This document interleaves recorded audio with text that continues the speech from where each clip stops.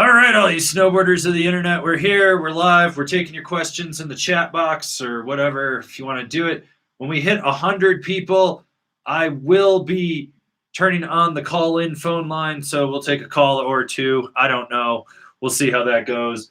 With that, hopefully everyone's staying sane and healthy and remembering to wear their mask and wash their hands and not spit into people's mouths that you don't know and stop diddling each other's butts on the public transportation and stuff. I don't know what you people do, but for some reason, some people, not you, but some people, are complaining about the mask ordinance in the town of Breckenridge and how it's unfair. And we either get called Nazis or communists. I was like, I don't understand where you're going with this, people. But anyways, us small mountain town folk that we want to give you guys the experience. So just follow the fucking rules and let's get this shit on the road because I want to definitely have a shred season. Also, for anyone that won stickers in the last live stream, I haven't sent them out yet. It's been a lazy fucking week. Got super sick. Anyways, hopefully you guys enjoyed the top 5 this week. And if you're going to super chat, you get a spin of the wheel. We got mystery prizes, sticker packs on there. We'll be taking all your questions in the chat box wherever it shows up on your device. We're going to try to answer that. This live stream is brought to you by Angry Snowboarder VIP. If you don't know what that is, well, then you're under a rock. All right, let's take some questions. Okay, where were we? Car wreck. What is the best lunch to pack for the day at the mountain? I mean, why would you pack? There's perfectly good skier humans to eat just roaming around. You just pounce out of the trees and you bite their neck, you suck the life force out of them, and then they die and you live. Wait, you guys aren't vampires like me. Never mind. I don't know. Something that is self-contained like a Hot Pocket or a grilled cheese sandwich that's not going to fall apart. Although this year I think I'm going to get a jet boil for my car. So that way when I'm in the parking lot, I can boil a cup of soup and a grilled cheese sandwich and look at all the other fucking peasants eating their cold frozen sandwiches in the back of their car crying because there's no lodge and they're not going to get their fucking tacos. So there's that. Actually, in all honesty, I only ride 4 hours a day. So my whole theory is eat a breakfast, go shred. When you get hungry, leave. So there's that. Okay. Let's see what we got here. All right. Okay, where are we? What do we got here? Yes, throat punch and then suck their neck. Okay, where were we? Who the fuck's texting me? Okay, let's see. All you guys bringing thermoses of soup. You're going to fucking ride around with a thermos in your fucking pocket? It's fucking ballsy right there. All right.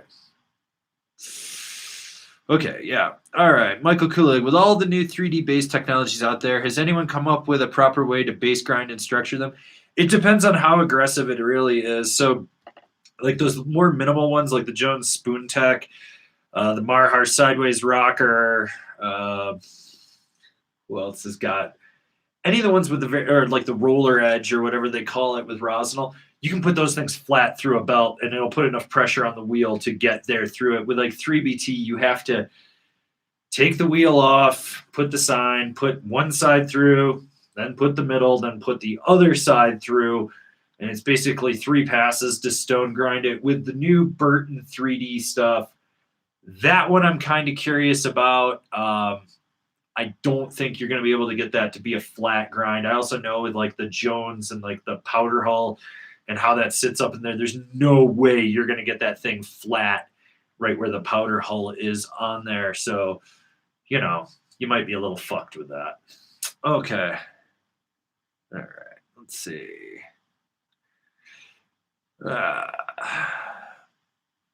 Okay. What else we got here? Guys are aggressive with your chicken nuggets and Chick-fil-A. Can't support Chick-fil-A. They don't like the gays. Okay. Let's see.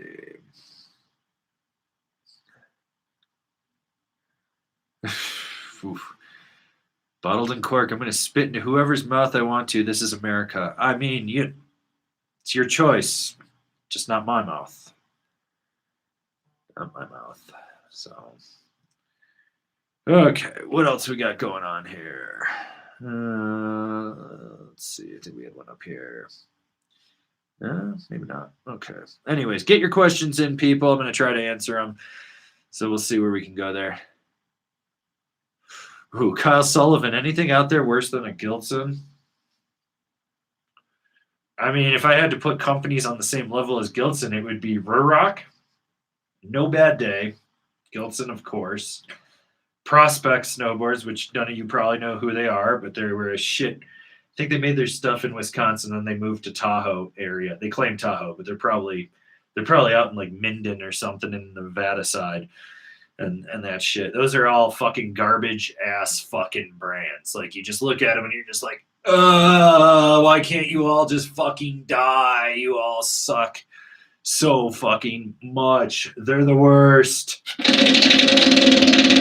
Fucking absolute worst. All right, next non-super chat gets a spin, so let's find a question. Okay, stoked on photos. What binding would be good to pair with the Jones hovercraft? I have a pair of Forces and Brigades currently. I'd put the Brigades over the Forces on there if you're looking for something new and you want to stick with the now binding. I'd probably actually put a Drive on there to give it a little more free ride focus. Otherwise, I would probably actually do like an A8 or an A10, so you get the aluminum body or chassis from Ride on there. If aluminum's not your thing, then you could go to a C8 or a C10 from them as well. If I was doing Burton, I would probably do like a Genesis more than a Cartel, and I think that gives you a few options. Let's give you a spin of the wheel. What do we got? All right. You just want some small stickers. You know the drill. Send me your address, info@angrysnowboarder, and I will get that in the mail to you. Probably not this week because I'm lazy. Actually, I joke. I got to mail out the VIP Sticker Club stickers this week. So, okay, Seb, still confused on what bindings to pair with the Slush Slasher, leaning towards Contact Pro or Now. It really depends on how surfy you want to get. If you're going with like a lot of lateral flex, that's going to be where that Contact Pro is going to come in because the mini disc and just how it sits on there, you're going to be able to just roll that binding around on the mini disc and make it really playful, but you lose any drive. If you go to a Now binding, you're going to have more lateral flex or more toe to heel flex, but you're going to have less lateral flex in there. Which if you did a Now binding on there, I'd probably go with like the Now times Yes because the softer high back in there. So it just makes it a little more surfy out of those two.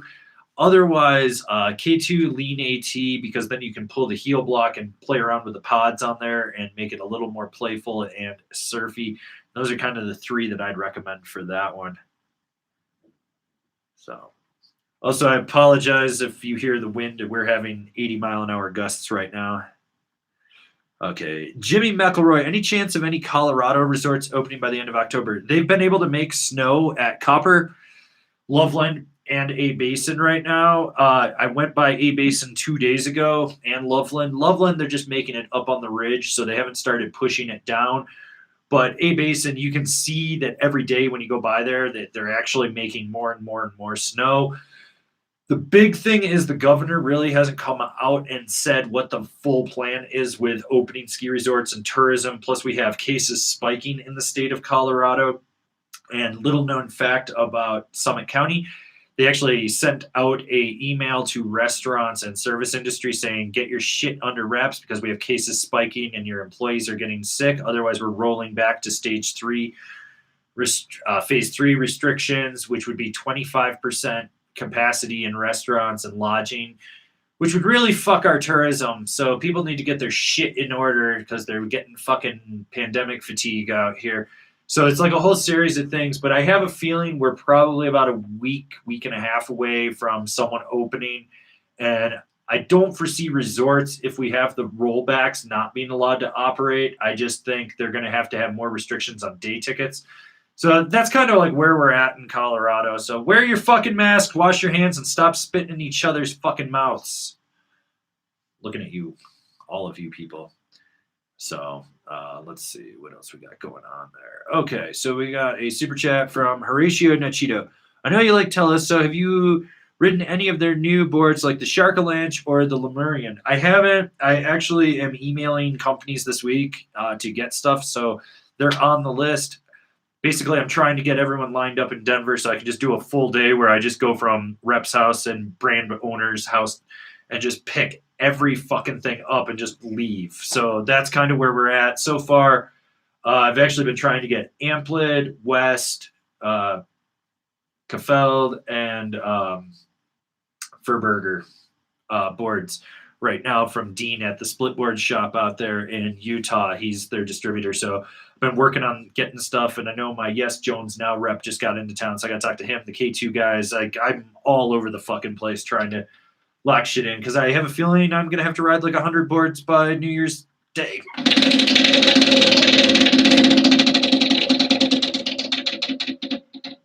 Remember to subscribe, people. Remember to subscribe. So, all right. And so we got Mark DeCorso. Have a 159 Evil Twin, looking for a softer park focus board that can ride the whole mountain.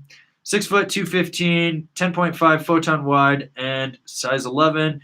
32 Team 2. I have a Huck Knife 155 wide or 58, or Huck Knife 155 wide or 58, Global Warmer 57 or 56 wide, 55 Arbor Relapse wide, or Kilroy 3D 58.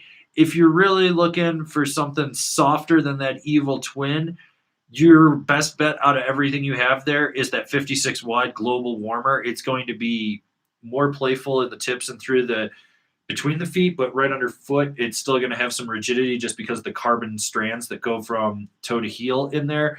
The Kilroy 3D would maybe be the next option, but I'm not like totally sold on that fucking thing.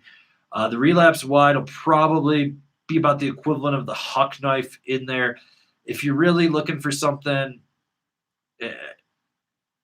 softer that can still ride it, I'd say go look at a Rome Gangplank.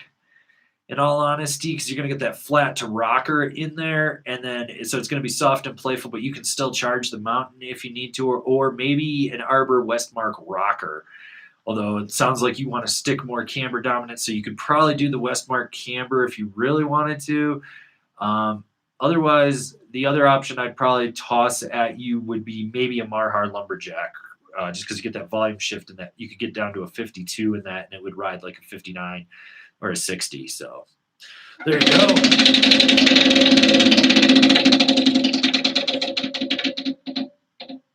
Ooh, reverse spin again. What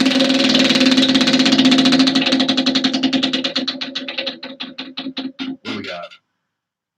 Plug the personal shopper. All right, for all you people that need personal help with your snowboard buying experience, you can go to angrysnowboarderstore.com and hire me as your personal shopper. If it does not show up on the main page, just click products and it will show up.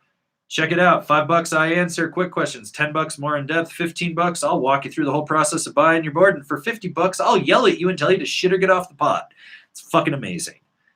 Okay, what do we got here? Let's see.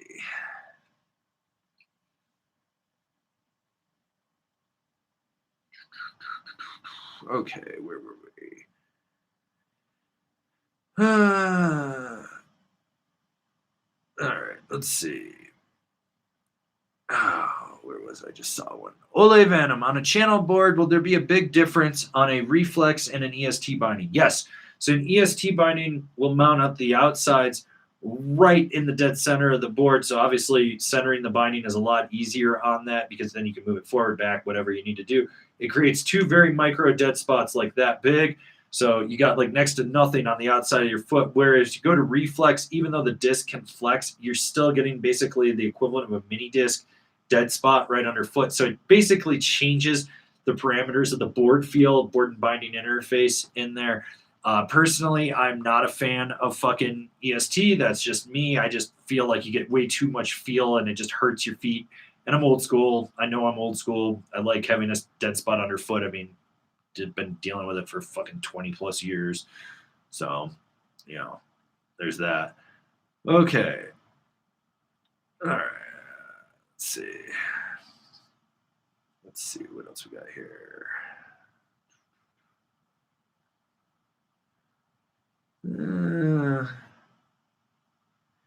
No, I'm not doing anything on split boarding. Just that is not me. I'm not the split board guy. I don't want to be the split board guy. I don't care to be the split board guy. There's fucking tons of other people that do that shit. I am fucking lazy. In the event shit hits the fan, I am buying a fucking personal rope tow. I talked to my friend. He's got a pitch in his backyard. I'm going to buy one of the TowPro rope tows and set it up out there. And that way every day I can just go over and just fucking ride a rope tow and hit the same jibs over and over again and build a little jump. And that's all I'm going to fucking do to shred. Which, by the way, my friend Will Mayo's company, TowPro, they launched on Kickstarter to do personal at-home rope tows. They've reached their funding, but they still have some packages available. So it's over on Kickstarter. There is a link down below. If you haven't checked that out, and maybe you got land or you got a bunch of friends that all want to chip in and someone's got property and you're going to build your own backyard park, that is a great option. Those things are built pretty rugged. He is a design engineer, and he has spent years perfecting that. So I'm really stoked to see where that goes with the home rope tow movement and shit. Plus, you can get your own snowmaking gun, I think. I think they still make them. And so you could just have your own little resort in your backyard. So, yeah.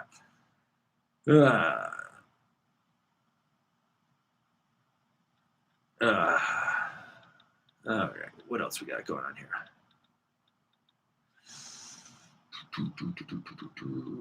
Okay, Peter Malhero. Hi, are NN Perceive lenses a tech upgrade or are they Sonar rebranded? Would you recommend Perceive over Smith Photo Chromatic or something else? That's literally what it is they basically rebranded it into their own proprietary technology. I kind of saw this coming from them. So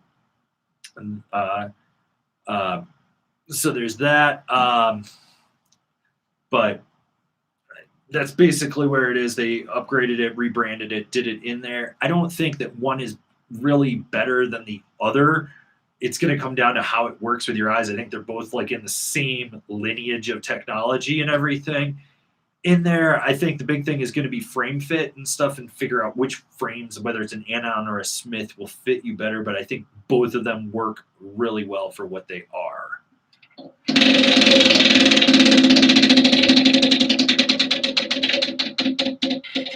Remember to wear your masks, people. Wear your fucking masks. Thought I got the Rona this past week, and turns out it's just I've been having an anxiety attack for 3 days. So the whole time I've been thinking I can't breathe and having a heart attack. Just anxiety.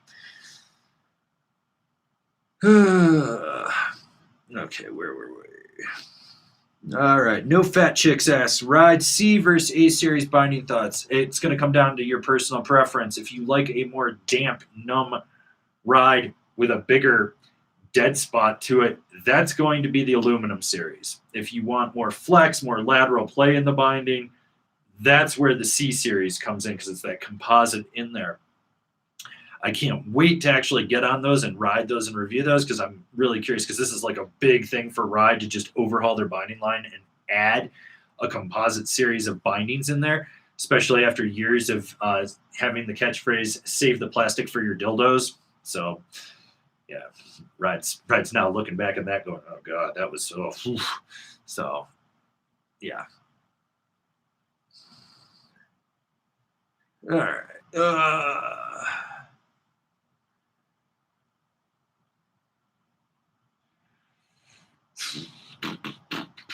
Okay, where were we? Seraphile, out of the Orca, Ride Pigs, etc., which has the most stability control for groomers, backcountry, and trees? If you're talking about damp stability, it's going to be the Orca. It's a damper ride. It's just got more epoxy in it, and the core is actually a little bit thicker. If you're talking about like a smooth, consistent ride in terms of stability, I'd probably say the Mountain Pig actually would be the most stiff, but it's going to be stiff and smooth, but it's going to be lacking in trees because you lose that torsional flex in there. It's just that rigid. So I don't really think that that's where it's going to go. It really comes down to like, if you're looking at groomers, backcountry, trees, you're looking at three really different things, even though two of them kind of overlap with the backcountry and the trees. But it really, you got to ask yourself, what am I going to use the board for the most? And what do I want the most performance-wise from it? And go from there. So, yeah. Phil Peacock, any changes to the artifact now that it went back to Camber, or is it still the same soft jibstick we have to get to know and love? We've got to know and love for the past 15 years. So it's 100% a completely different board this year. And from what I've been told, it's somewhere between like the old school noodly artifact and a buckshot, which would technically mean it would be more like a cambered gangplank, I think. But then you also got to take into account the new tip shape in there, and it's just how that works and how you're going to press on that.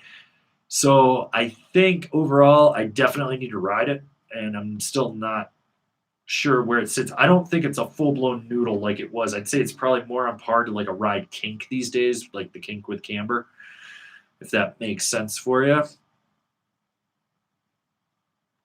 Okay. Where were we? And Chris Toby, niche story, 159 or 162, 212 pounds, 12 boot, advanced rider, hard charger jumps, but very little jibbing. Don't ride much powder, but still want float. Got a war pig for party board 20. Is the 20 that much better than the 19? They changed factories, and that tweaks it. I don't think a size 12 boot will fit on the 59, though. I think you have to go to the 62 because I think a 59 you're going to boot out with it. So I would say go with that. But you've got the weight to ride that board, and if you're just going to hard charge, I think you'll be fine with that. All right, let's see.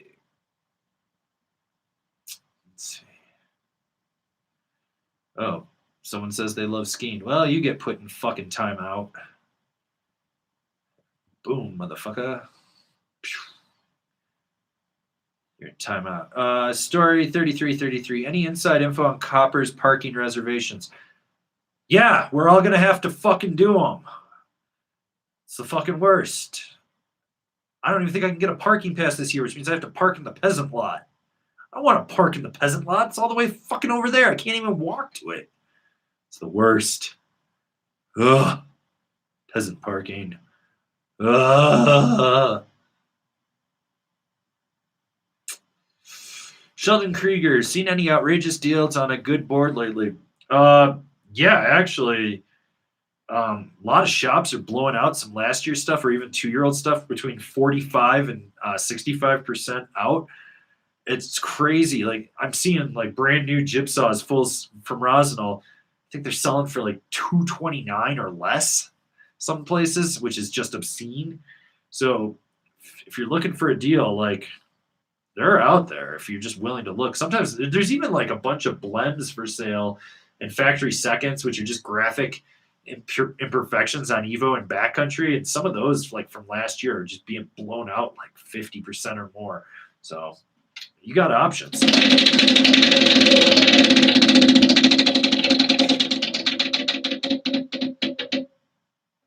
Ooh, next question gets a spin.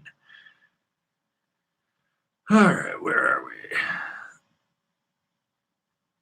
What do we got here? Okay.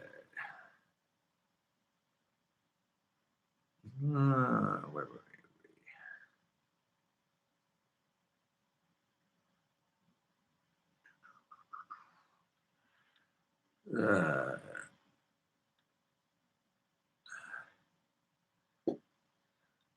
Alan Murs, thoughts on the Sims Solo Swallowtail? It looks like an open mold snowboard made in Playmaker that other brands sell for cheaper, Chamonix and other obscure low-end brands. It is.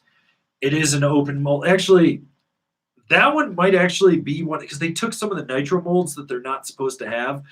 So that might actually be a fin twin or something like that. I can't remember. It's either the Chamonix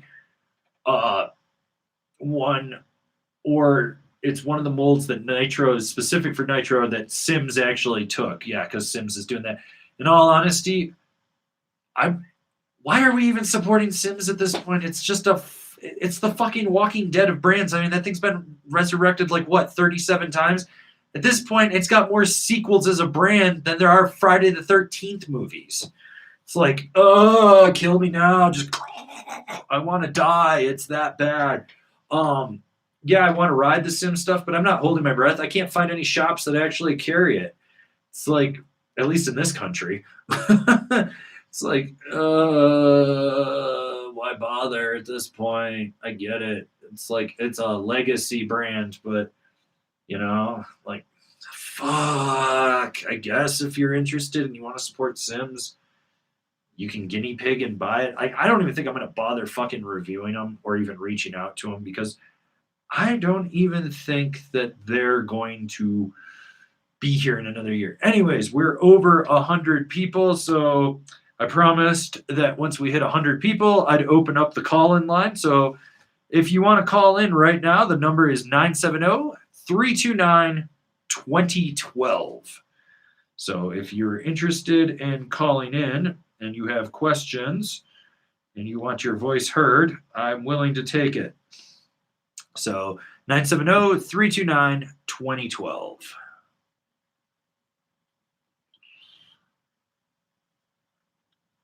Let's see. Whew. Droden, what bindings would you put on the Libtech Orca? Leaning towards the katanas. Katanas are solid for sure for it. You could even go down to a DOD. I think the DOD is more of a workhorse binding that fits that board better than the katanas, and that'll save you a little bit of money.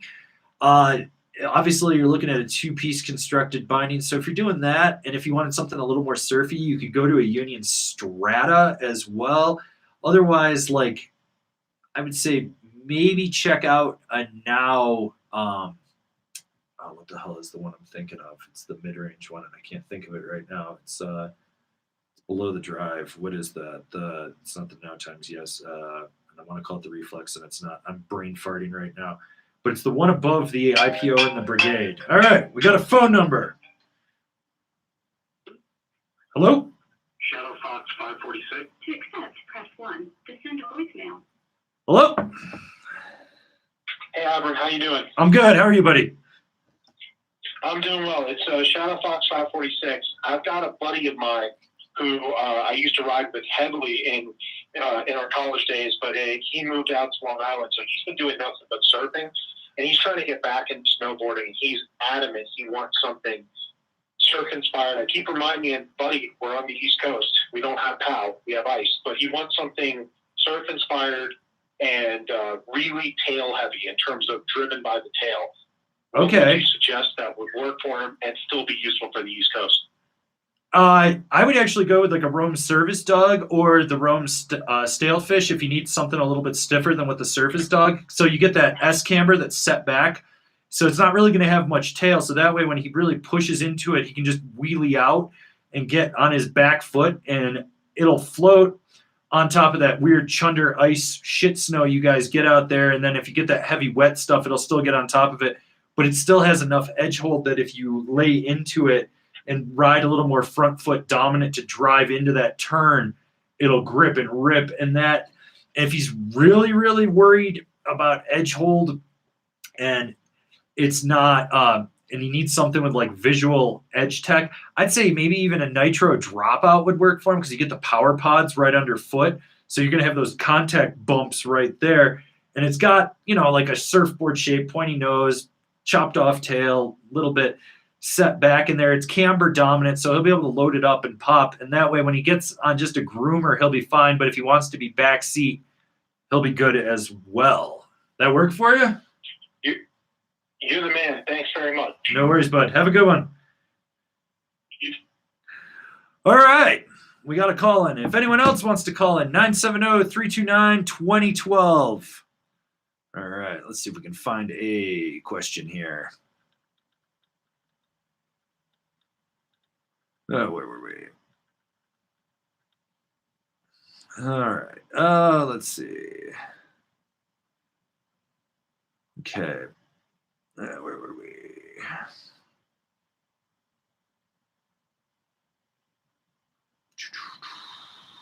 Okay. Burko, should I wait for the 2020 Party Platter or get a 2019 for cheaper? I'm 5'10", 135 pounds. Oh, we're going to take this call. One second. Hello? What, Hello? what do you want? What do you want? Slim, is that you? Why are you calling me? You called me, buddy. No, not true, not true. You called me. I hate you. My lawyer has said many times I'm not allowed to talk to you. That's also what my therapist said. Okay, so you need to stop calling me. You called me. I have a restraining order on you. You're not supposed to call me. No. Just because you sent me the restraining order does not mean it's not me giving you one. Do you understand me? That's how it works. Okay, that's what my lawyer said. Okay. Slim, have you tickled your taint lately? I'll have you know, I have recently moved, Avran. That's why you've not heard from me. I now live much closer to Breckenridge. Okay? Oh, do you live in the trailer park okay? in Kremling? Oh, Slim. Slim, I love you. How do you know? Slim, I love you. How did you get that information? How did you get that information? Because I own the trailer park. You're my tenant, bitch.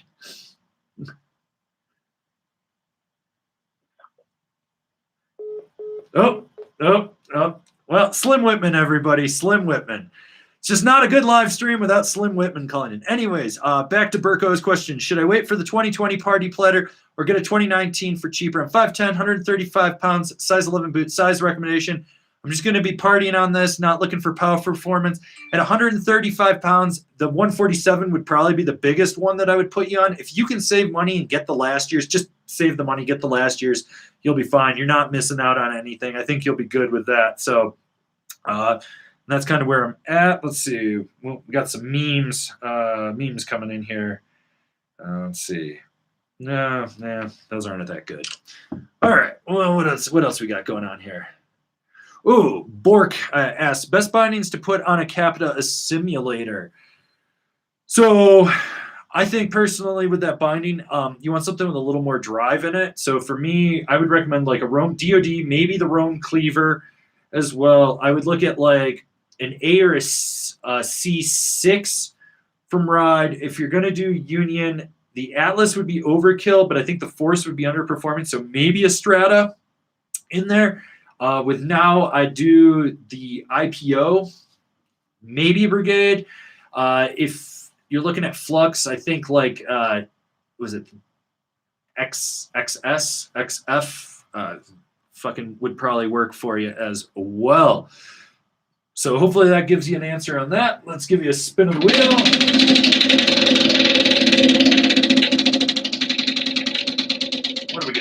What do we got? Oh. All right, Bork, you just won yourself a small sticker pack. Email me info@angrysnowboarder with your mailing address, and I will get that in the mail. I got a bunch that I got to get out to you guys. So, yeah. All right. Okay. Oh, man.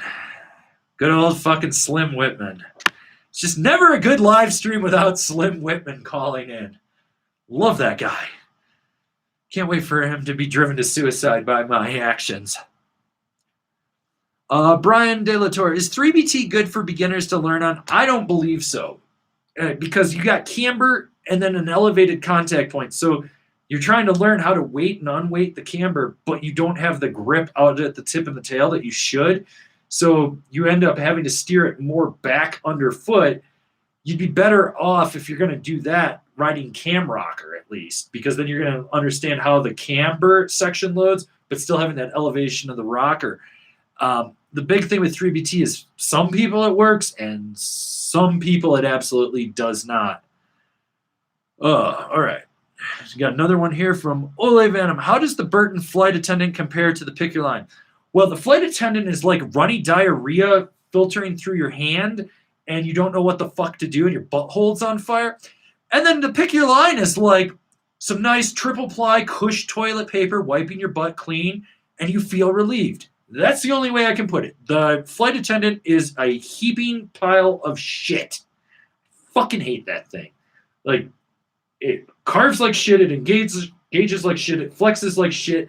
It's literally like riding a snowboard from 1997 that does snowboard things, and that's it. It's so fucking mediocre at best.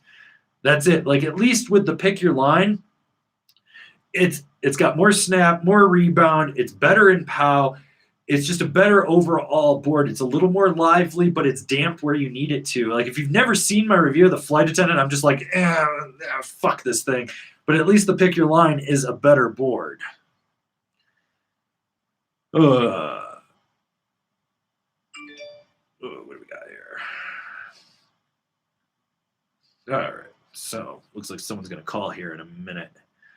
So do the call, bitch. Let's see while I look at questions. Let's see. All right, where were we?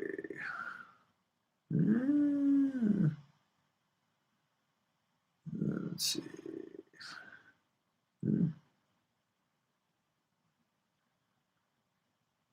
Okay, we got a PSA from Will Doyle. Remember to check the REI garage sale. Some lost soul returned to Capita Mercury they rode once, and I got it half off. There's gold in them hilts. This is true. Sometimes you can get some screaming ass deals. So, you know, there's some of that. So, there is some deals out there for sure. Also, like, be sure to check with your local shops. A lot of places have been hurting, and they're blowing out deals like that you aren't even seeing online. So if you got a good local shop or even a bad local shop, you might be surprised. You might be able to pick up some killer deals right now, especially as they're trying to get ready to go into the season. I was just up at Powder Tools and Steamboat 2 days ago, and they are blowing out a ton of stuff, which Powder Tools is owned by Christie Sports, and they've been revamping their website. But yeah, if you're looking for deals, definitely check those out. Okay, where were we?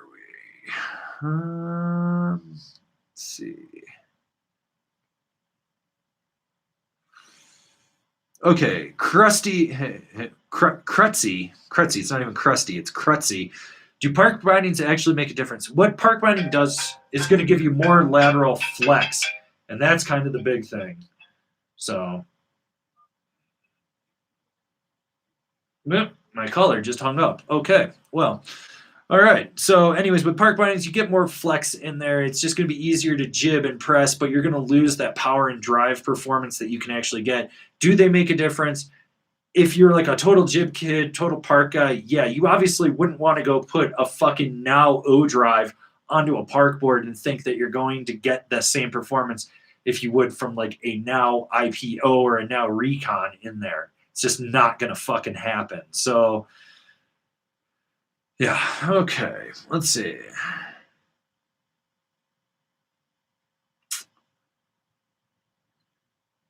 Let's see. Where were we?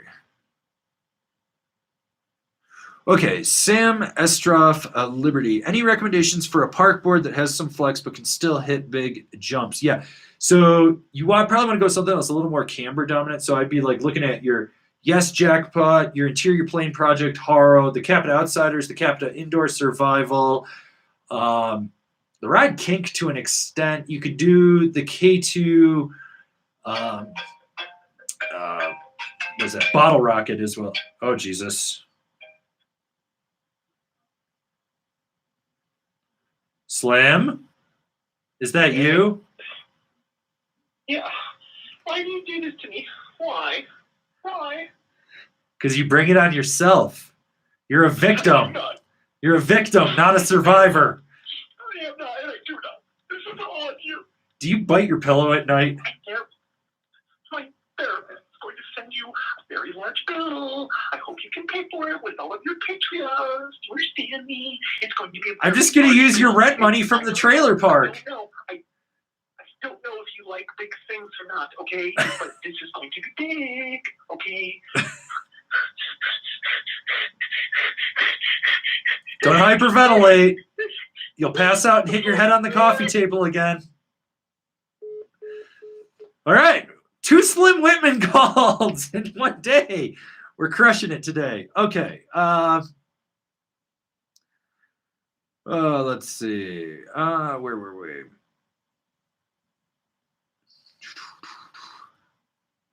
Marty Lee, what would be better for East Coast powder with some ice in between when we get it? 6 foot, 180 size 8 or size 11 boot, mind expander, or nitro squash. The nitro squash will be better. You're going to get better edge hold with that board. The problem with the mind expander versus the ultra mind expander is you get so much rocker in that nose, you lose all the effective edge and any grip on there. So it's not good. Unfortunately. So you end up just like surfing around and skidding out. It just doesn't grip. Whereas that squash is going to have more grip and be a little bit more stable. So that's why I would go with that. Let's see. Where were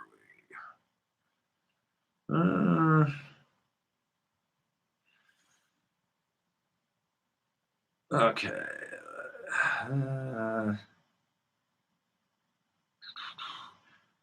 Tommy HCMY. Hey, Angry, I know that you just answered which bind is best for the captive simulator. I have the now Pilot, Jones Apollo, and Union Force. Which one would be the best fit for carving and some freestyle?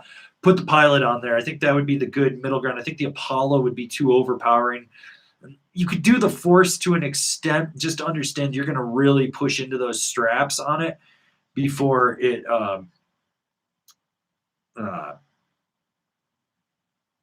before you just hit the peak of where it needs to be. So, yeah. I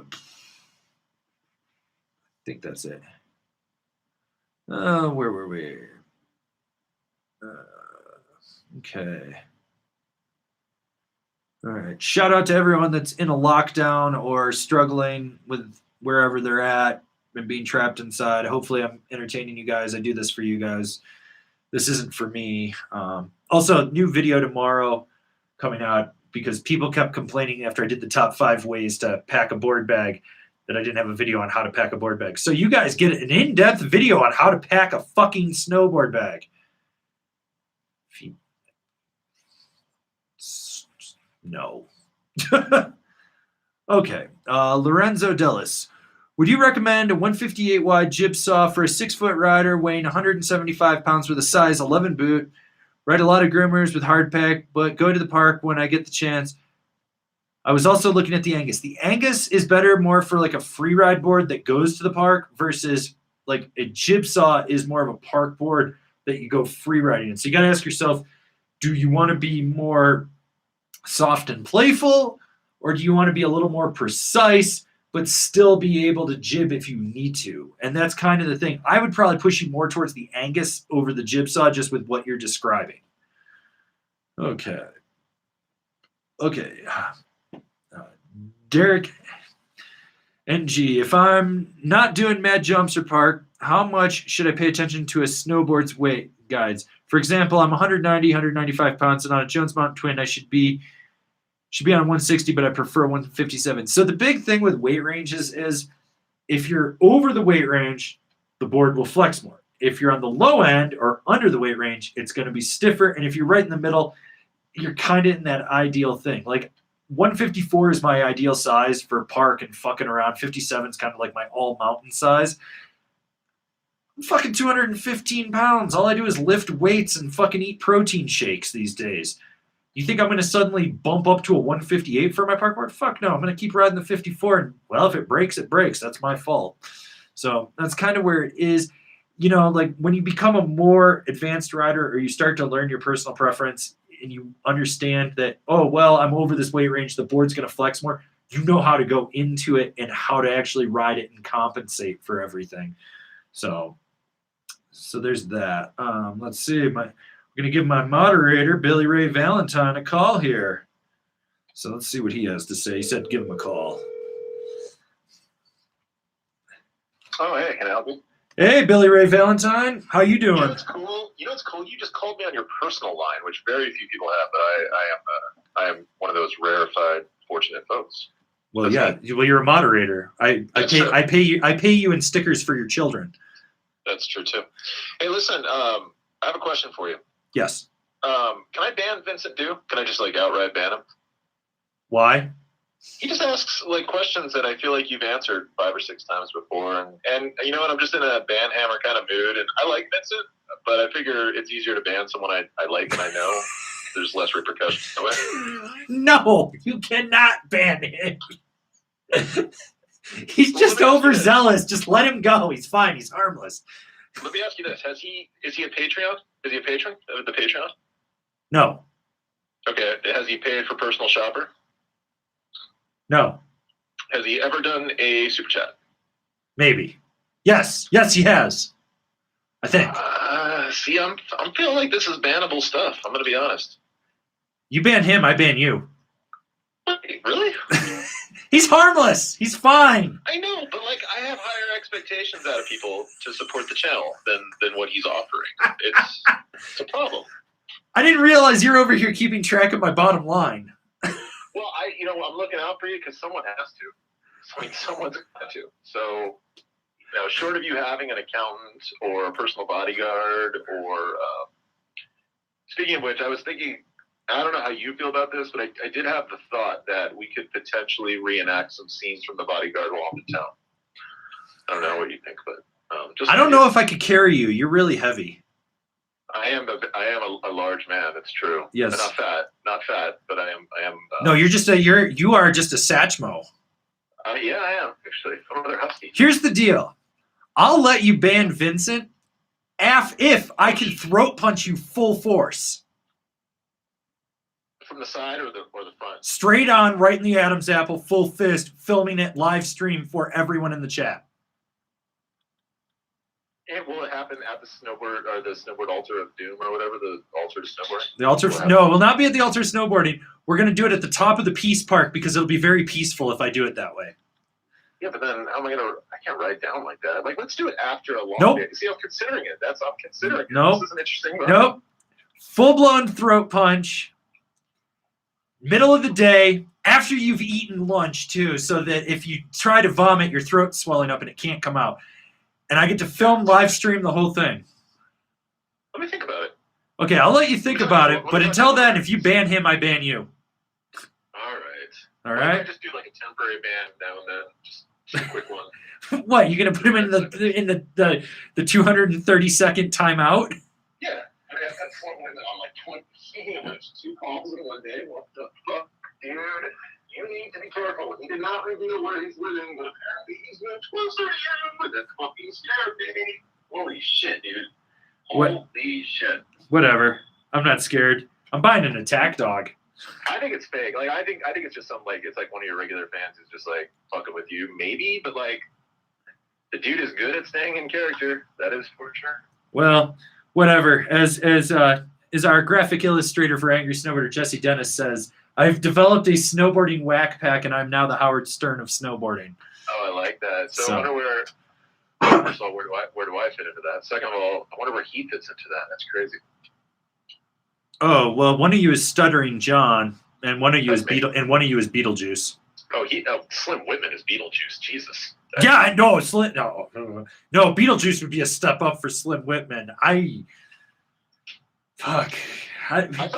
Jesse's my Artie Lang. That's what he is. I actually thought Vanessa Tracy was Slim Whitman for a long time. I feel bad saying it now because I don't think it's true, but I seriously thought like she was doing like a hybrid. She's a woman, so she could do like a hybrid voice with a little oomph in it, and maybe do that. But I've never heard her talk, so I don't know. Oof, that's scary. I don't know. Slim Whitman. It's a good dude. Solid guy. I'm gonna let you get back to your live. I'm gonna let you get. You called me, and I appreciate that. But I'm gonna let you get back to your live cast. I gotta write a couple emails for work right now. Goddamn work. Work is the worst. Work is the fucking worst. All right. Well, take care of yourself, buddy. See you, buddy. All right, bye. And there's my moderator, Billy Ray Valentine, asking if he can ban people. He will not be banning people. Anyways, we got a super chat from Drew Wisner. Are cracks in the clear coat something to be concerned about with a wood top sheet? Can donate my spin to the next question. All right. Well, we'll donate your spin to the next question. But cracks in the clear coat, yes and no. It's kind of like a yes and a no type scenario with that. It's really a cosmetic thing more than anything because it's just a lacquer that's on the top. But if there's not an actual top sheet material and it's right on the wood, if it starts to look like moisture can get in, that's when I would be worried about it. If it doesn't, fuck it. I mean, I've cracked so many clear coats over the years that I'm just like, yeah, whatever. It doesn't fucking matter. Slap some duct tape on it and call it a day. Let's see. All right. All right, let's go with who gets the next question. Let's see. All right. Yes, and yes, throat punch with the full fist, not the karate chop, the full. You see how small these little knuckles are? They're not big. I do not have big hands, but there's a lot of force behind them. So okay, Jeremy Gelling. Oh no, you're trying to sell something. Never mind. James Peterson, Gentleman Moss. I've never seen one in person. I get what they're doing with their shapes, but is the quality of their builds that much better than a typical high-end board, or is it just hype? It's hype. So first off, the Gentum hand built by them stuff, those boards tend to be shittier than the stuff that's produced at GP87. Like the mass produced boards are better. Looking at the Moss stuff, it's on par with anything else that was coming out of the Yaki factory. Like the shapes are cool and the story's cool, but at the end of the day, am I going to pay $900 for a fucking snowboard when I could just go buy like a mind expander for $600? I'll buy a fucking mind expander. That's kind of where it's at. It comes down to you as the consumer. You make the choice if you want to buy those or not. So we're gonna, it's solely on you. I don't really think it's really worth it at that point. And I love how everyone's like, hand-built snowboards. All snowboards are fucking hand-built. There's no automated process. At some point, some dude is picking it up and moving it to a rack or cutting the damn thing out with the bandsaw or fucking doing the finishing or whatever. Like, on some level, every snowboard touches someone. So, yeah. But you get Drew's bonus spin, so let's see what we got for you. What do we got? Where we go? Oh, shit. You just won yourself a jumbo sticker pack. All right, James, shoot me an email, info@Angry Snowboarder, and I will get that in the mail to you. So, eventually, because I've been really fucking lazy lately and not wanting to do shit. Let's see. Missing something. We got a PSA from Jack the Ripper. Satan loves you all. 666 super chat. All right. Hail Satan. Shit. If you want it, it's yours. You never email me.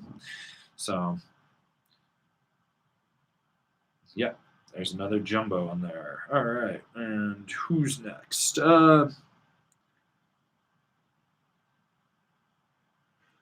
Soda Clay, I've never rode a cambered board. Do you think the Solomon Huck knife would be an okay choice for my first cambered board? Well, it's not true camber.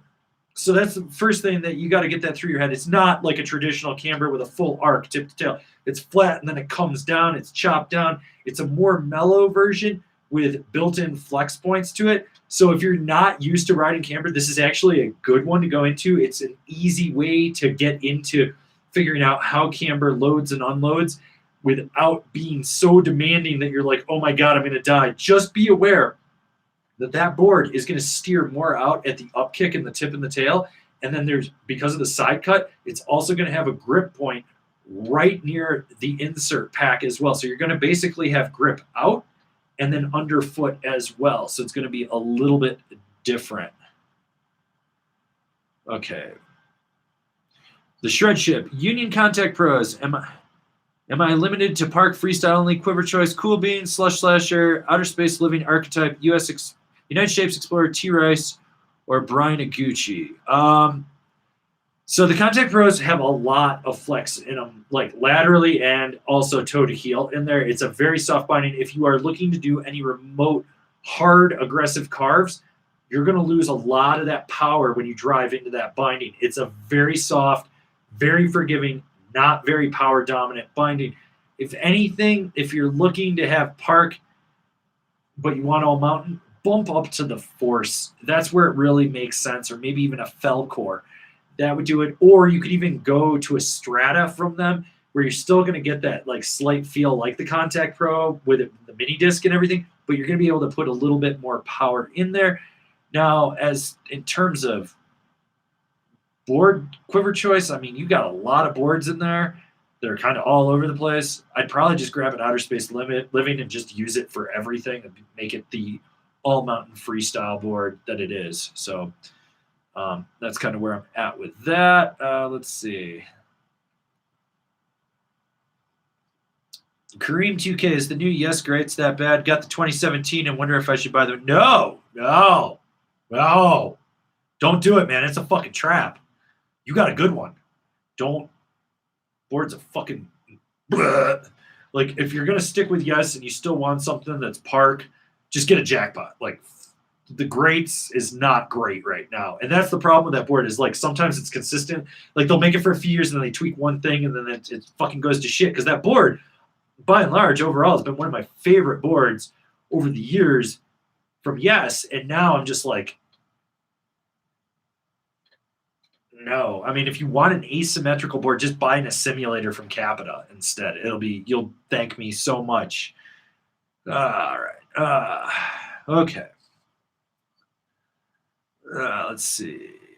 All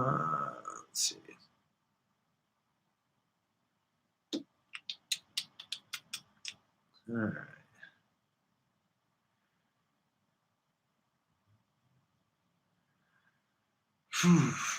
Letters more. Hi, everybody. Didn't know there was a stream today. How many times has he said the best boot is the one that fits your foot and fits your needs?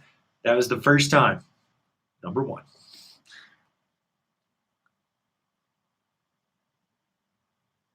All right. Okay.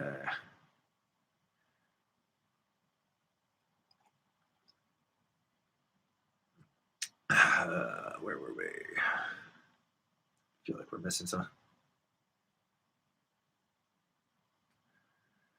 Okay, where were we? All right, so Jeremy Gallen says that he's got a, will anybody buy some 2018 32 Team 2 size 10.5? Worn 3 times. I should have got wider boots. If someone donates $50 in Super Chat, he said he'd send them to him. Oh, let's see what happens here. Oh, okay. Oh, letters more. How about a fun Danzig fact? Fun fact. Danzig is sponsored by Vans, but not Vans adults, Vans youth. He's got a size 3 foot. In case anyone didn't know, October is Danzig Awareness Month. Are you aware that Glenn Danzig still exists?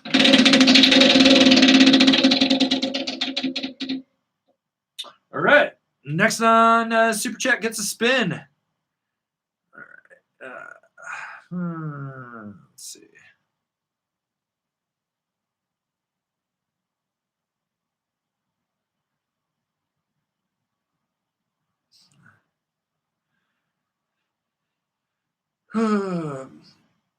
Vladislav Pokosenko. Pokosenko. God, Vladislav Pokosenko. I hope I'm not butchering that. I'm sorry if I am. Hi, I'm riding 15 degrees in the front, -9 in powder, but want to try plus 27, plus 2012. What's your opinion about that stance for riding in powder? Well, so what's going to happen, and you got to take this into account, if you have grown accustomed to riding duck stance, your muscle memory, and especially on the outside of your femur and everything in there, is used to that. So now you're putting everything in there. That's going to change the pressure and the alignment of the hips in there. It's going to give you more forward carvability for sure, and you're going to be able to really slash with it. But you're changing that dynamic of your hip flexors, and that's going to feel unnatural. Plus, you are adding fucking 12 degrees to that front foot. That is an aggressive move right there. Be prepared. Make sure you take your little pocket driver to change your stance back because you're going to feel that pain, probably. And if it feels uncomfortable, you're not going to want to do it. You do get a spin of the wheel. So let's go.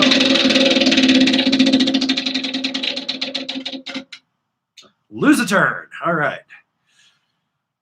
Snowboarder, have you ridden the Weston Hatchet? I have not. They're on my email list. We got a super chat from Richard Medico. Recommendations for a twin cambered board with tons of pop, looking to carve hard, pop off of natural features, light freestyle. I never hit rails.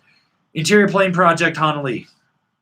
You're going to love it. 9 millimeters of camber. Like shit tons of camber in that board.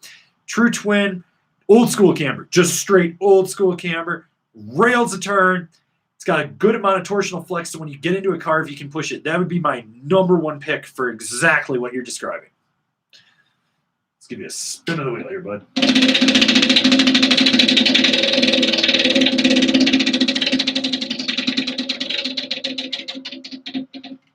All right, next question gets a spin. All right. William Avery, thoughts on this year's A-frame? I mean, it's an Arbor A-frame. If you know the history of that board and what it's designed for, that's kind of where it's at. I think, they make a great product board, great product. I haven't been on an A-frame in years, so I can't really say how this thing is, but knowing their history and knowing how I like their stuff, I think that's going to be solid. It's one of those boards that you're going to be able to charge with, and you need to bring your A game. That's why it's the A-frame.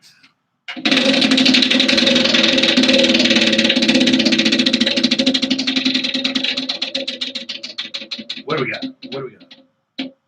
Spin again!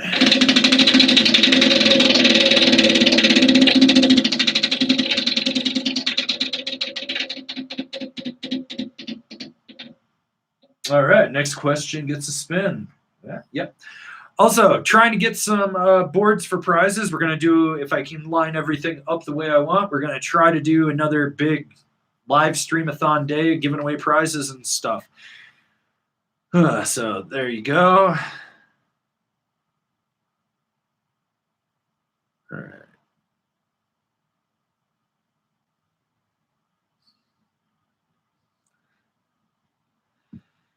Oh, what do we got here?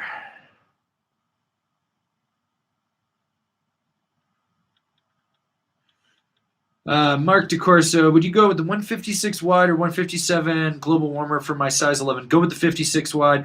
Also seen tons of good stuff about the Huck knife. Any reason you like the Battalion over that? It's because you've been on a Battalion. You know what you're getting with the 3BT. If you're coming from an Evil Twin but you want softer, I think the global warmer is obviously the next logical progression for you.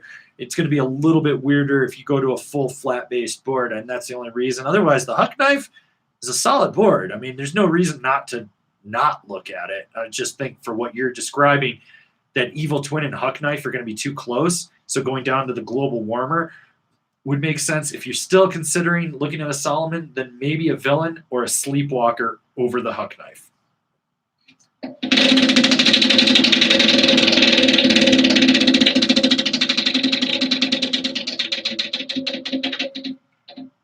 All right. Just won yourself a small sticker pack. Email me, info@angrysnowboarder, and make sure you put your mailing address in there, and I will get that in the mail to you.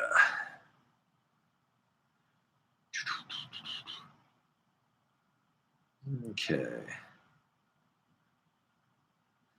Chris Toby, is Loveland, A Basin, and Copper all doing the same reservation system like Vail Resorts? No. That is the Epic reservation system. So Copper and A Basin are on Icon, but A Basin is only a partner, so you only get 5 or 7 days depending on which pass you get.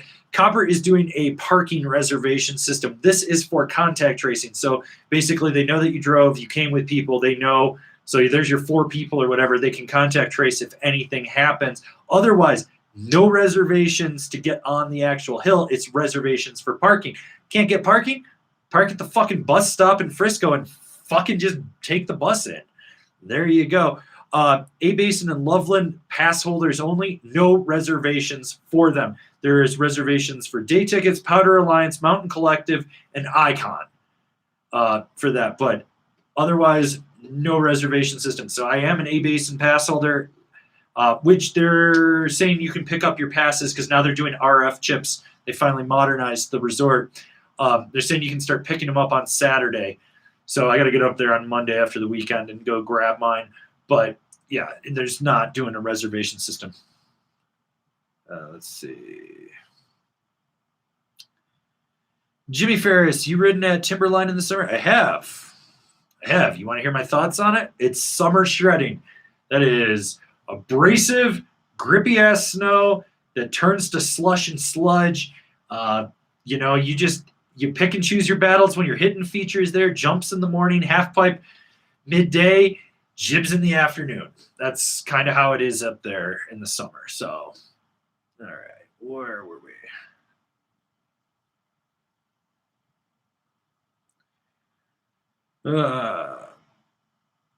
Okay.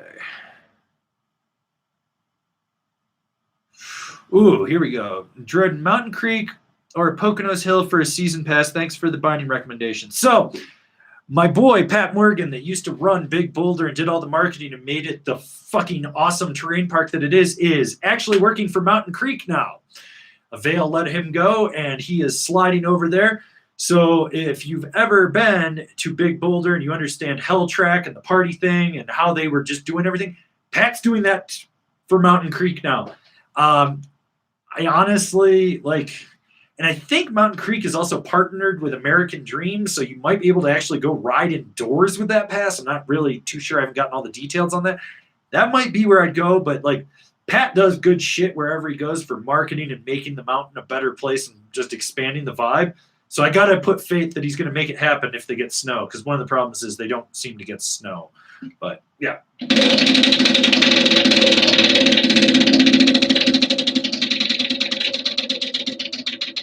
What do we got? Reverse spin again.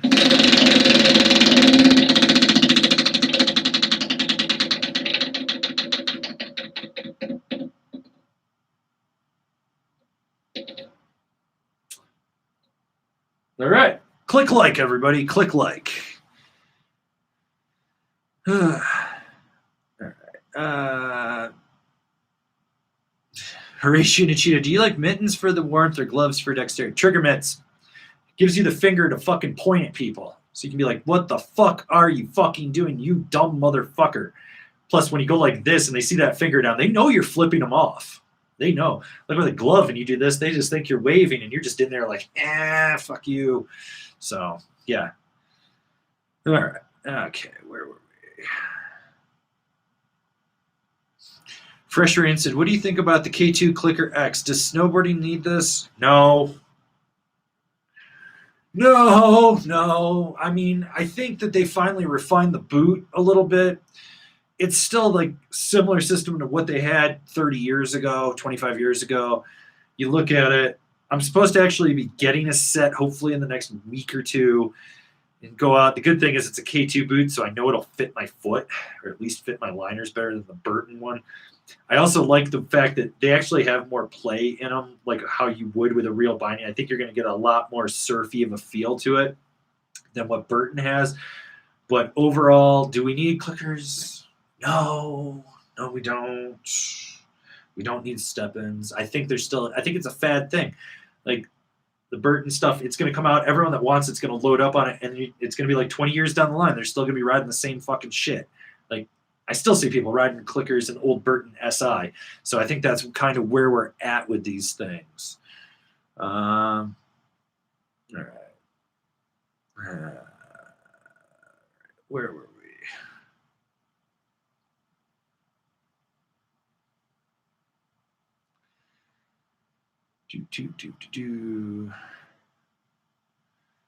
Okay.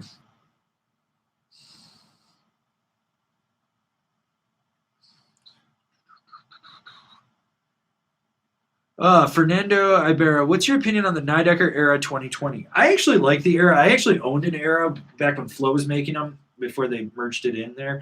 I've always liked that board. It's playful where it counts, but you still have snap and pop. That board's really good for buttering just with the shape and what they've got going on with it overall. Like if you're looking for a park board that's at a decent price point, that's actually an underrated gem by and large. I really do like that.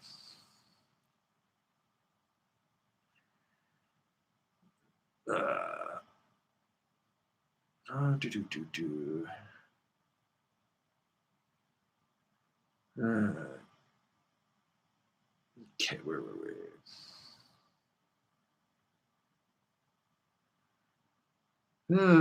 Looks like you guys are shitting on Kevin from Snowboard Pro Camp.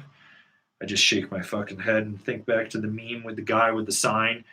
And I changed it to saying, stop taking your fucking snowboard advice from poser kooks on the internet. Like, that's kind of where I view him. At least TJ knows what the fuck he's doing. Kind of nice seeing those two apart because I want to see TJ actually thrive. Like, maybe we'll get good TJ again because Kevin brings out the worst in people because it's all about fucking likes and fucking views and shit.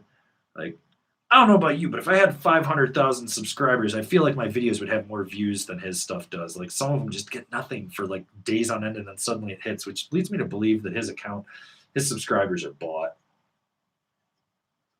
All right. Let's see, where were we?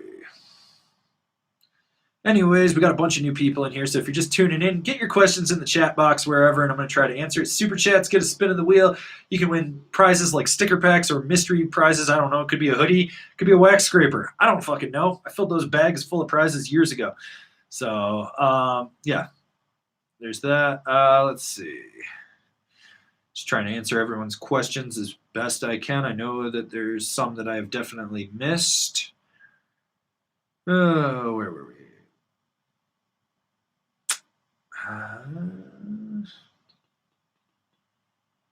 Why do people want me to rate their setup? You fucking own it. Go ride. Okay.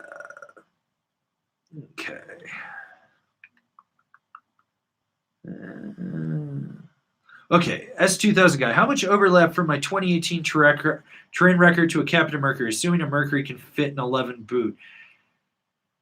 That's going to be really tight with an 11 boot if you go below a 59, I'll be honest with you, unless you've got one with the footprint reduction in there. The Mercury is not a wider board. By and large, the only thing that overlaps is the category that they put the terrain record to the Mercury in. The Mercury will have more snap in it. It's going to be more lively. It's not going to be as damp when you're charging through rutted out terrain. You're going to notice that it's a little more playful in the tips, and you get more pop out of it just because of the camber profile. That's really the big differences there. Let's see. Oof. Oh, God. That's scary. People have fucking texted me asking me for my garbage can key. I'm like, yo, I'm in the middle of some shit. Leave me alone. All right. Let's see. I think we're kind of caught up. Those questions. Scroll back down here, see what we got. Did I just miss something? Where are we at?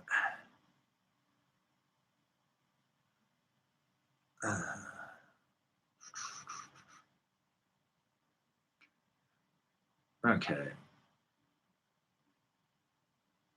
All right.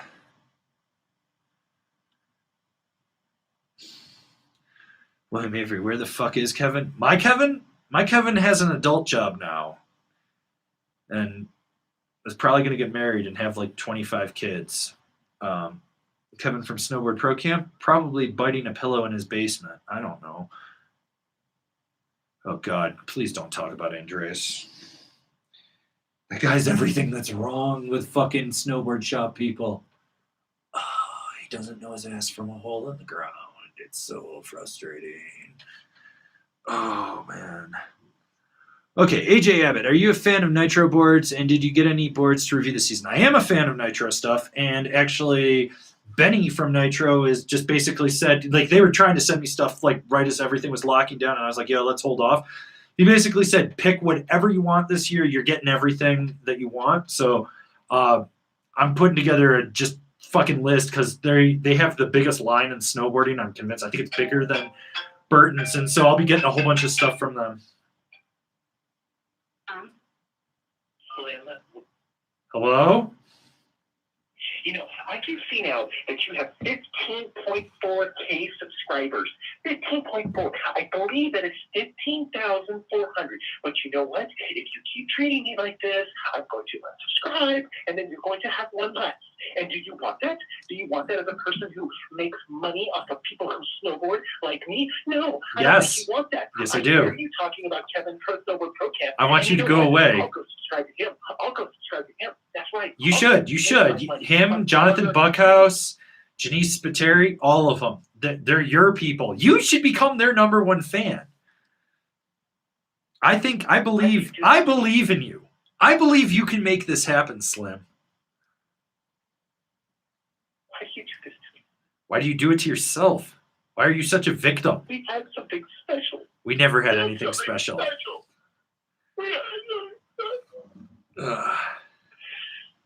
Look, right now, I am in Leadville, and I'm in the back of a Toyota Tacoma waiting for you, okay? So I expect to see you soon, okay? Why are you in Leadville? I don't go to Leadville. That's where The Hills Have Eyes was filmed. Those people are troglodytes, which is what you are. But they said I belonged here. Yeah. Probably because you're adding chlorine to their gene pool.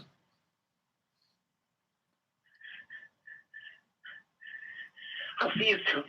I'll see you soon. No, you I'm won't. coming there. Goodbye, Slim. You know it's bad when Slim Whitman is the person that's adding the chlorine to the gene pool. Ugh. Oh, God. Let's see. Where were we? Oh, letters more. End the Slim call with I love you. Oh, God, no. Oh, no. No, that's bad. That is. All right. Next question gets a spin. Let's see.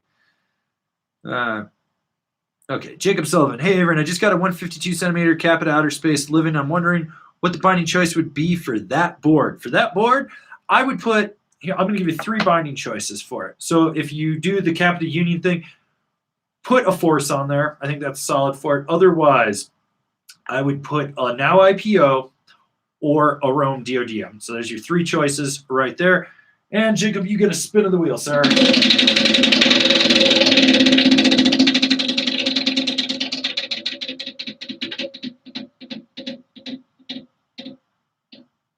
Ooh, medium sticker pack. There you go, bud. Email me info@angrysnowboarder, and I will get that in the mail eventually. I'm being really lazy these days. Okay, we got another super chat up here from Jason Whiteman. Vote. Make sure you're registered. Make sure your friends are registered and vote early if you can. Thanks for the snowboard info. Yes, remember to vote, people. Just got my ballot for Colorado, and I will be filling that out tonight and dropping that off. Exercise your right. I vote because a lot of my friends are felons and can't.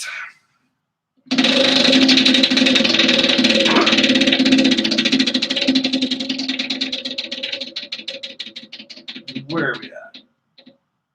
Remember to subscribe. If you're new here, remember to subscribe. Oh, that bounced back. That was aggressive. This thing was getting aggressive on me. All right, well, next spin gets a super chat. Or he gets a spin of the wheel. So let's see what we got here. Oh, God. Okay, since you had to watch a ad. Theo Flo, because YouTube served me an ad before viewing, thoughts, rants on the one wheel and or boosted boards. I mean, there's like a whole one wheel gang in Breckenridge, and it's absolutely funny because like during the day they're fun, but once the sun goes down, they're fucking lit as shit and drunk, zipping around. It's carnage. It's just fucking straight carnage. I mean, if that's your thing, like I tried riding it. It's like riding a reverse camber board with a lot of reverse camber, and it's just super weird. Not for me, the boosted board thing. Like in all honesty, if you were doing a lot of travel around a town where you have to go from one side to the other and there's uphill, and instead of skateboarding and pushing, you could just whip it. Fuck it. Go for it.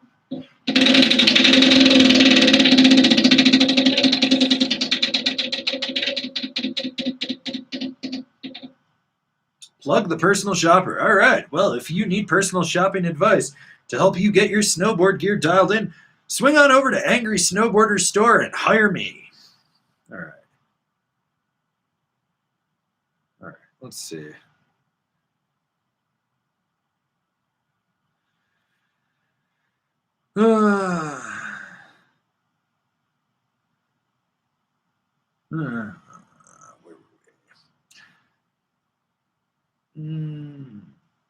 Ooh, Team J2. Any board recommendations for a big guy, 6'4", 250? I assume you got a big foot too, which if that's the case, depends what you want. But they are making the Capita Black Snowboard of Death in wide, so I would definitely check that one out.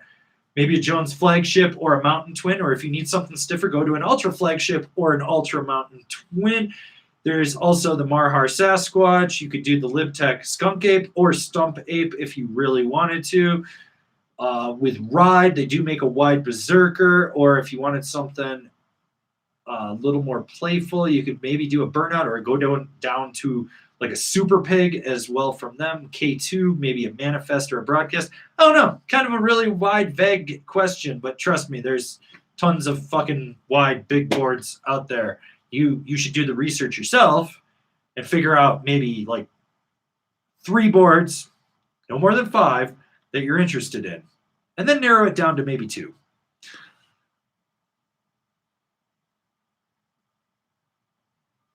Where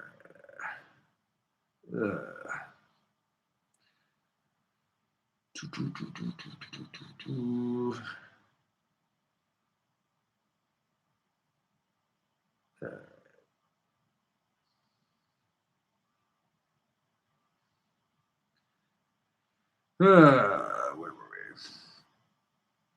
Stoked on photos. Are the COVID numbers in Colorado that bad? No, as a state, we're fucking crushing it. It's just all the fucking idiots around us that keep coming here.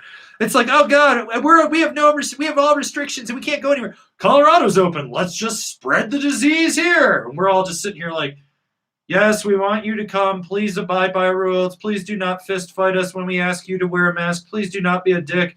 And then they just want to spit in our mouth and be rude as fuck. I mean, the amount of dumbasses seriously coming here right now with entitlement is fucking astronomical.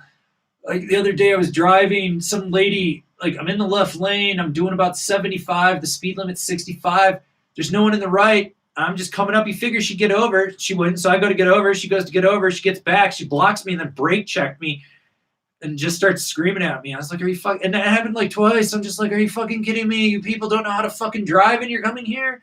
That, and then it's just like everyone... It's like, we would have it so much under control if people were just like, hey, we probably shouldn't travel. It's a pandemic. Or if we're going to travel, hey, we should do the rules where we're traveling to. Like, I might have to go to New York to see my family. Shout out to my mom and dad. It's their 50th wedding anniversary. Probably the only kid from the 80s whose parents never got divorced. And I was like, the rules for how to go to New York and shit where they're at, I'm like, oh, that's kind of strict, but I can make it happen. And it's like, I'm going to abide by their rules. It's like when I had to drive my friend's wife down to Louisiana during the lockdown, I abided by the rules and did everything right the whole way there. So I had minimal interaction, but yeah, evidently other people just don't give a fuck. Oh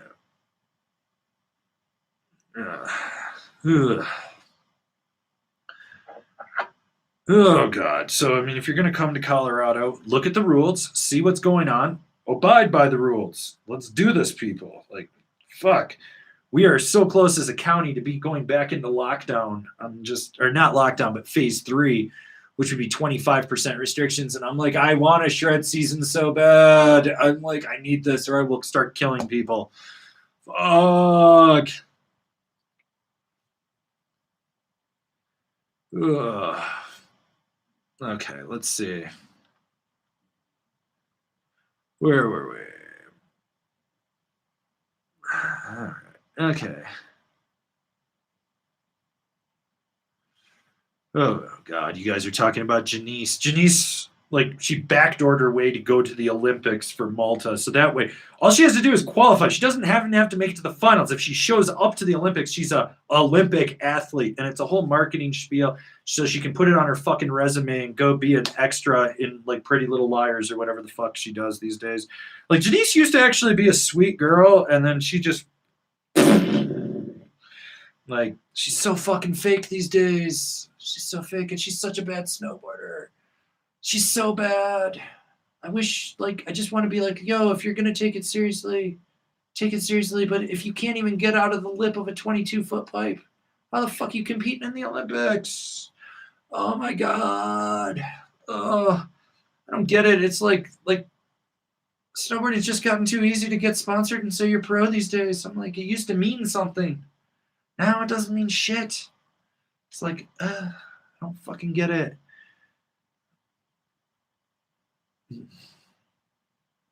All right. Okay, where were we? All right.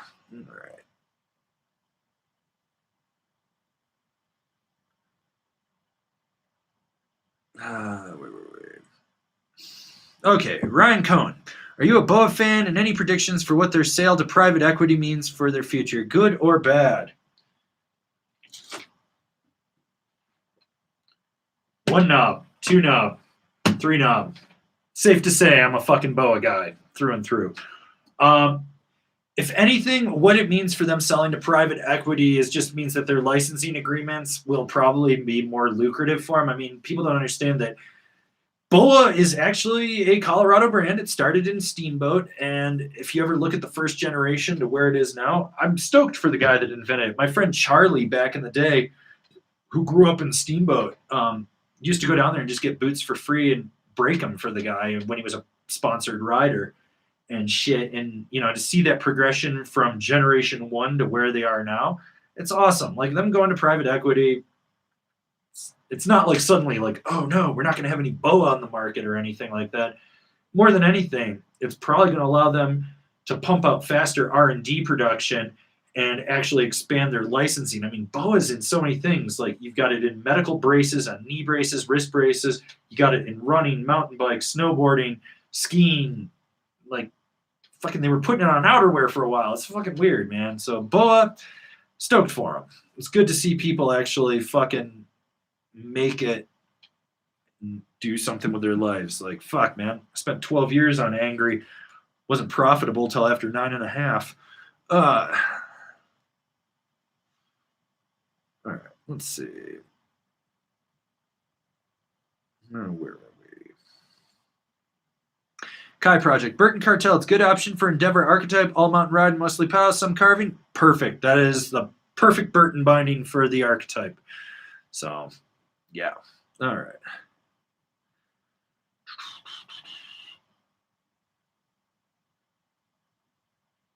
All right, where were we?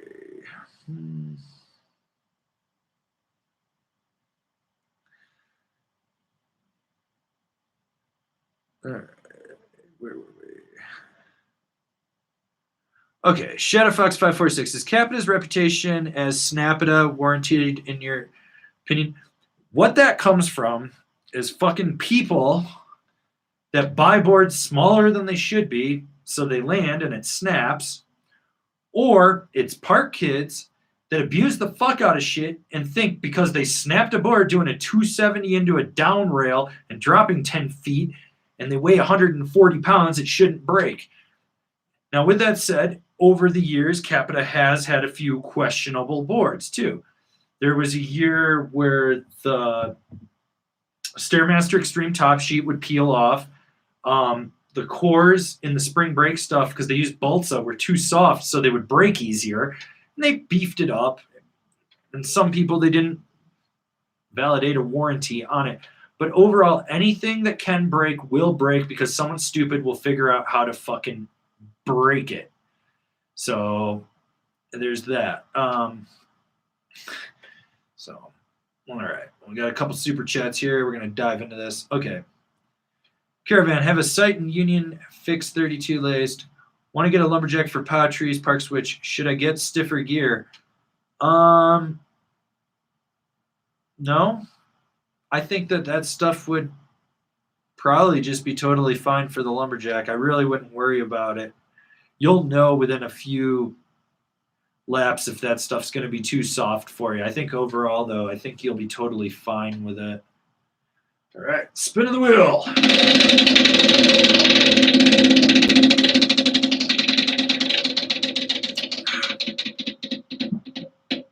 Spin again.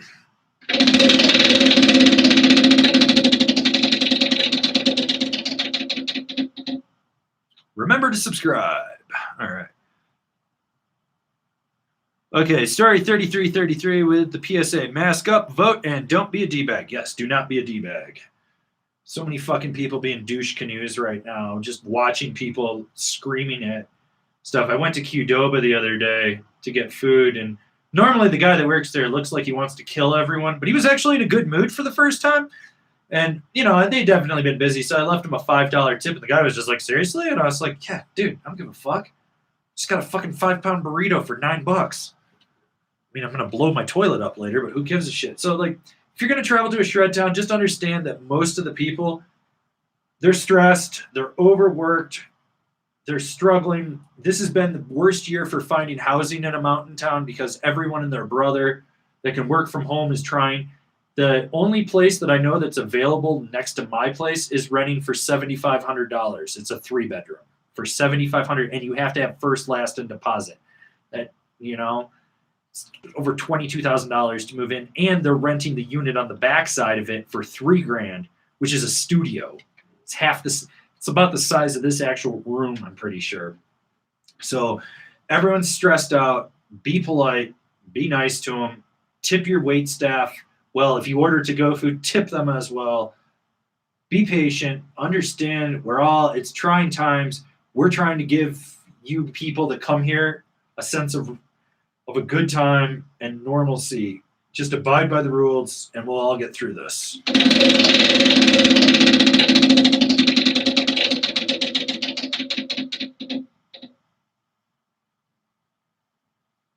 Remember to subscribe. All right. Okay, Nicholas Schneider, can you subscribe, review Jib Girl's OnlyFans for us? No, I can't. I'm not giving her any money because she's fucking militant vegan, and I think she's a pill popper. Personally, that's my belief on it. But I do know someone that signed up for it, and he's like, there's no nudes. It's not that good. It's not really worth it.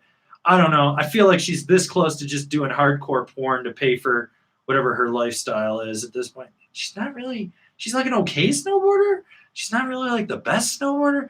And like, she could be better if she just dedicated herself a little bit more. I don't know. I'm at the weird point where I'm like kind of just over Danielle Patterson. I'm like, you need to leave. Like, go home, ma'am.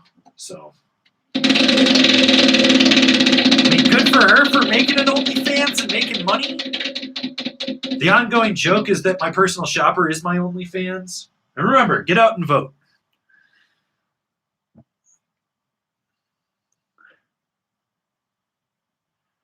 Okay, where were we?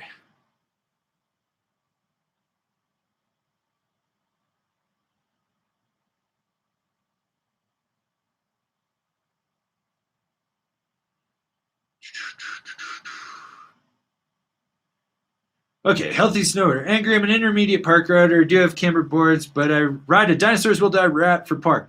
I've been thinking about the Capita Simulator as my next park board. Is it too much board to transition to? No, it's not. It's a logical progression if you want more camber under your foot, and it makes it, if you're really worried coming from the rat and you want something intermediary to it, then that's where you would go to the Dinosaurs Will Die Bogart. But otherwise, I think if you're looking for more camber and more pop, going to this simulator would definitely make sense.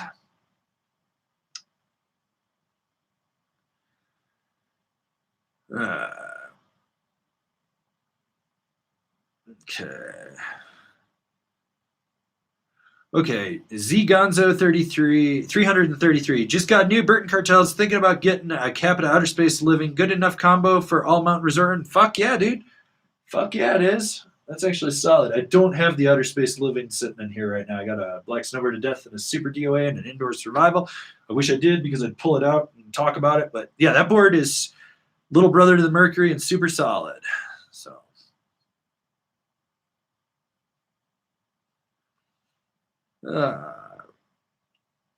Okay. Let's see. Bryson Hubert, daily driver options for Pall Mall. I left the shop, so I don't have an endless quiver anymore. You know,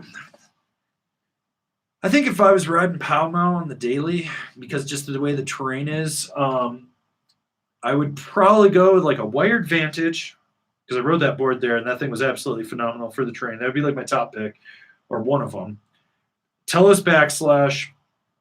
I would look at maybe a Jones hovercraft over a Mind Expander. I just think that it would be better for the days when you're on groomer, or even a Mountain Twin.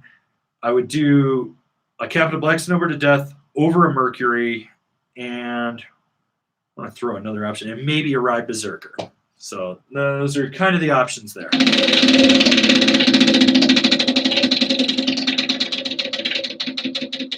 What do we got for you, bud? Ooh. You got the middle finger. All right.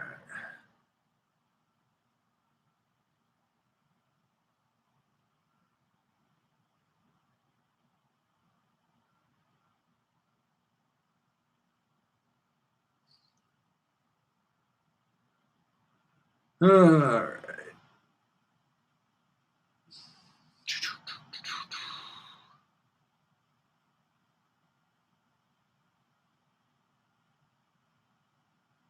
What else we got going on up here? Marty Lee, will Tahoe Kirkwood be open this winter? Probably. I don't know. Maybe not. Maybe they'll burn to the ground. I don't fucking know. Right now, it'll probably be on a reservation system. There'll be some form of opening. We're like, wear your fucking masks, people. Fucking wash your hands, socially distance, stop spitting in each other's mouth. If you're going to boof drugs, at least make sure they're good drugs and not shitty ones. Okay. Theo Flo, thoughts on the Rome Katana bindings? I went to a tent sale and was surprised how much lighter they made them. They're super, super solid. I mean, I ride the Black Label, which is just basically a beefier katana because it's got a different high back in it. I actually really like them. They're not that heavy by and large. I was going to do a video on binding weight because I have a scale and I took a pair of these apart to do some explained videos just for different pieces. So I figured I could weigh every portion of the binding and figure out where the binding weight came from. And then I got some other bindings lurking around that I thought it would be funny just to weigh them and see where they get their weight from and just do something kind of fun and a little bit off brand. So I might do that for you guys. Let's see, where were we? Okay. James Peterson, since Nitro's giving whatever you want to demo, please test the Nitro Pantera if possible. Give someone else my spin. Oh, yeah, no, the Pantera's on there because Pantera, that means panther. But yeah, the Pantera's on the list. It comes down to if they actually have one for me, but that's one that's definitely on the list. All right, so next question I pick is going to get his spin. Let's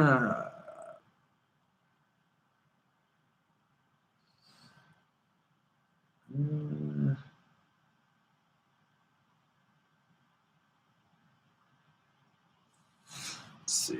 You guys can talk about Napton. I don't really care. His voice hits an octave that drives me mentally insane. So, whatever. Plus, he gives a lot of shit information. Like, you have to have it like this. His whole job, like, literally, his job is just selling Donic snowboards to you guys. That's it. Okay, where were we? Let's see. This is a good one. Fresh Rancid. How can you protect yourself from a collarbone injury?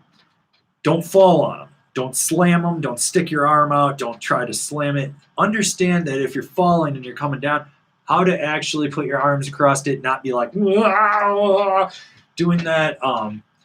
You know, how to understand that if you do catch an edge and you start to scorpion, how not to drop the collarbone first, how to actually like tuck your chin in and roll. It's a whole learning process. Like, I only know one person that's ever broken their collarbone snowboarding. Actually, I take that back, 2 people.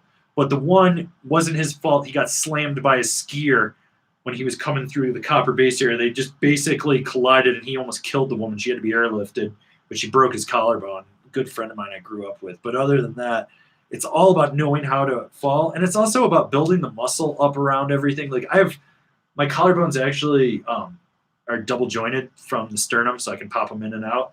So I've built up all the muscle capsule around here, the pectoral muscle, and everything so that it just holds it more in shape. So it's like really important to make sure that you keep those muscles active and you just do what you can to prevent yourself from getting injured.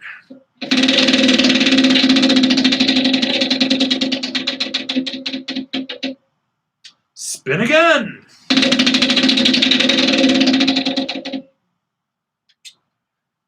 All right, it's time for a Danzig PSA. Did you know that Glenn Danzig drives with bricks on his feet so he can reach the pedals? Remember, October is Glenn Danzig Awareness Month.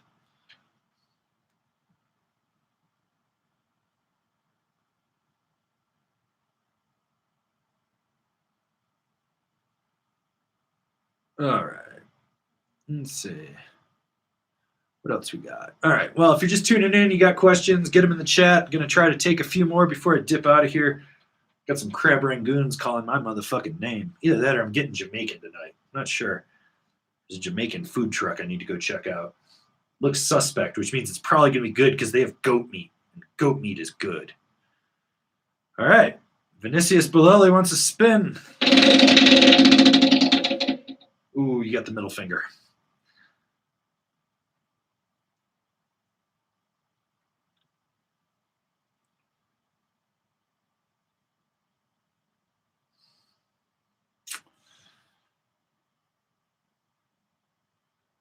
All right.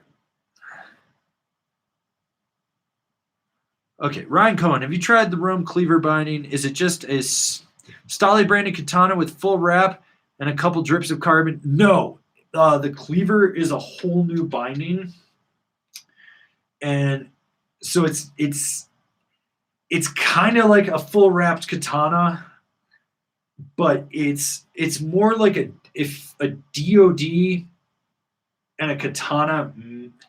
Actually, I can't say that. It's probably more like a targa and a katana put into one.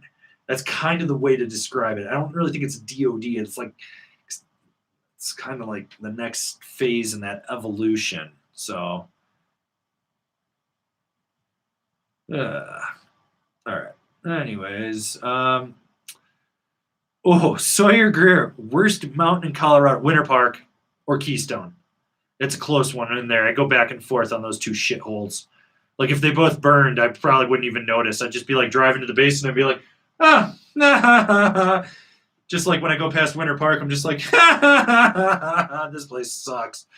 Like, yeah. So that's kind of how I feel about the two of them. They each respectfully have the reasons why they both fucking suck.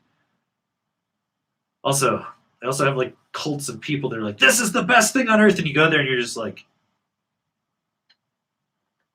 it's the fucking worst. It's the worst. Ugh. All right. Let's see what we got here.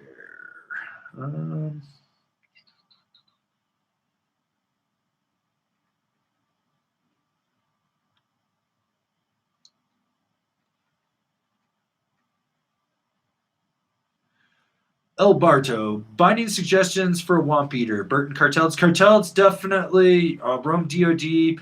K2 Formula. Probably like, you could do like a Union Strata, maybe a Falcor if you really wanted to. I think the Force would be underperforming on that. Ride, probably want to go with like the C or the A6 series in there. So that'll give you a few options. Mr. Easy Living 08, can you find us with Union Stratus? Sure. Why not?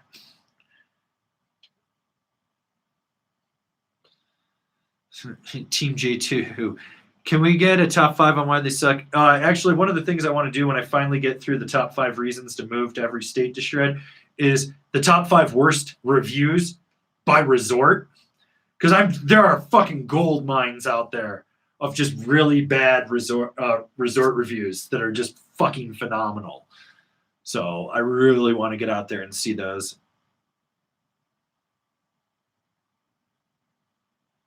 Okay.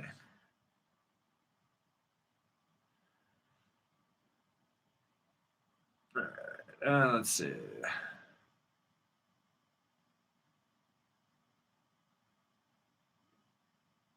What else we got going on here?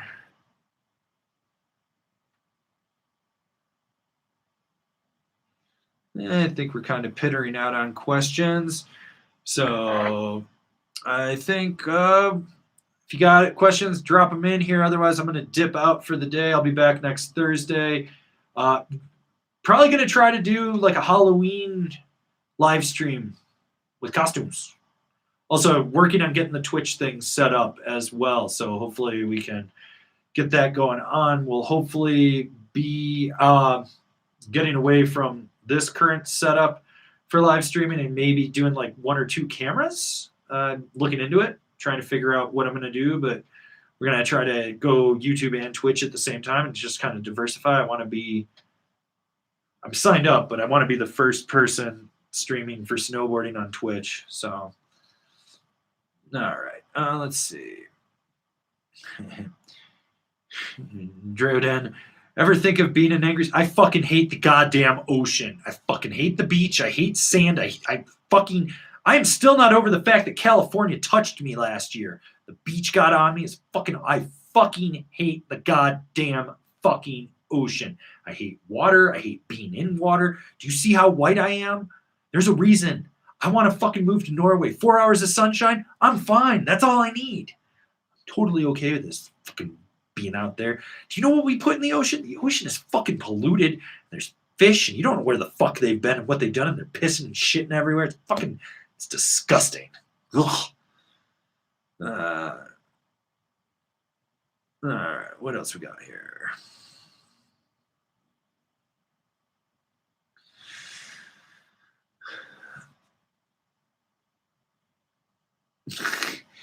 This is a good one from Navision.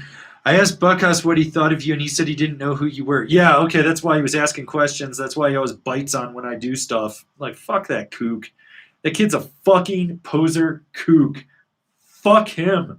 You gotta love that his quote on his Instagram, changing the snowboard industry. You ask anyone in the snowboard industry, and they're like, who the fuck is he? No one wants to work with him. He doesn't shop at any of the shops. He doesn't hang out at any of the snowboard industry events. All the local riders are just like, fucking kook. All right. Anyways. Okay, where were we? All right, let's see where we're at. Okay, Jeffrey Kennedy, what do you think about pairing Flowfuse GT hybrid with a Capita DOA? I think the GT hybrid will work on the DOA. It's actually like a slightly underpowering binding for that board, in my opinion. You might want to bump up to the next binding from Flow if that's the way you want to go. But yeah, whatever. Okay. All right. Anyways. Okay, anyways, guys, we're going to get out of here. So if you're new here, remember to subscribe, click the bell, get those notifications. That way you're not missing anything. Got a video for you guys tomorrow. There'll be some stuff coming out. I'm working on the Boot Fitting 101 revamped videos, so hopefully you can get you guys dialed in. We're going to try to do something for Halloween, hopefully, and I'm working on trying to get some prizes, so we can definitely do some live stream prize giveaways as well. Also working on getting boards, and there's a big week or two of top 5 videos coming out, which will be like your top 5 park boards for 2021, all that stuff for this year, just coming out to help you guys get dialed in with what you're buying. Anyways, thanks for tuning in. I'll see you guys in another video.